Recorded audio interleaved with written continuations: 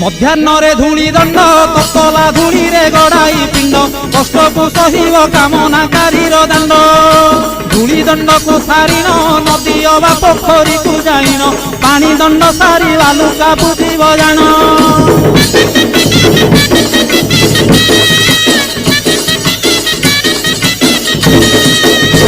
ଦାନ୍ତ କାଠି ନ ଘଷିବ ଆମ୍ବ ପତ୍ରେ ଦନ୍ତ ଶୁଦ୍ଧି କରିବ ଜଳ ଦଣ୍ଡ ପରେ ଅଗ୍ନି ଦଣ୍ଡକୁ କରିବ।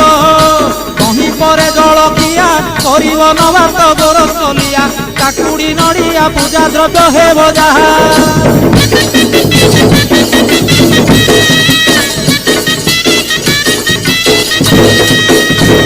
ଘରେ ଭୁକ୍ତାଙ୍କ ଘରଣୀ ସେ ରୂପେ ନିୟମ ମାନିବେ ପୁଣି ନିୟମ ଭାଙ୍ଗିଲେ ଦୋଷରେ ହେବେ କାରେଣୀ।